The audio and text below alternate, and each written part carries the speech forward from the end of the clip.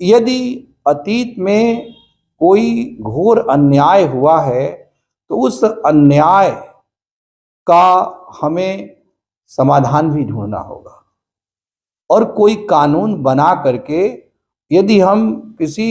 चीज पर रोक लगा करके उसे उसके ऊपर पर्दा डालने की कोशिश करेंगे तो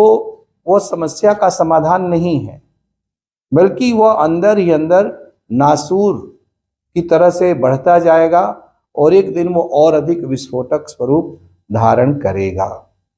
इस अधिनियम में धारा 4 में जो बातें कही गई हैं वो विशेष रूप से आपत्तिजनक है,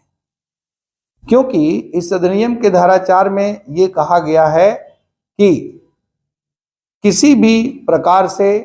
किसी भी धर्म स्थल के स्वरूप और प्रकृति में 15 अगस्त 1947 में जो उसका स्वरूप था उसमें किसी भी प्रकार का बदलाव नहीं किया जाएगा। और इस सिलसिले में न्यायालय में यदि कोई विवाद लंबित है तो उन सारे विवादों को समाप्त माना जाएगा। उन विवादों का भविष्य में किसी भी न्यायालय के द्वारा उस पर सुनवाई नहीं की जाएगी और कोई नया केस भी उस संबंध में किसी न्यायालय में फाइल नहीं किया जाएगा, अर्थात न्यायालय इस प्रकार के किसी मुकदमे को सुनवाई के लिए स्वीकार नहीं करेंगे। इस तरह से यह सर्वोच्च न्यायालय के न्यायिक पुनर्विलोकन के अधिकार को चुनौती देने वाला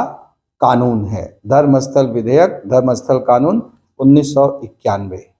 अब हम जानते हैं कि सर्वोच्च न्यायालय की न्यायिक पुनर्विलोकन की शक्ति एक अत्यंत महत्वपूर्ण शक्ति है, जिसके माध्यम से संसद और कार्यपालिका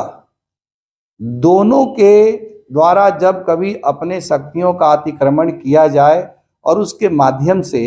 संविधान के ऊपर कोई हमला किया जाए, देश के लोकतांत्रिक व्यवस्था और ढांचे पर कोई हमला किया जाए, तो संविधान और लोकतंत्र के प्रहरी संरक्षक के रूप में न्यायपालिका इस प्रकार की अनुचित गतिविधियों पर अंकुश लगाने का कार्य करती है।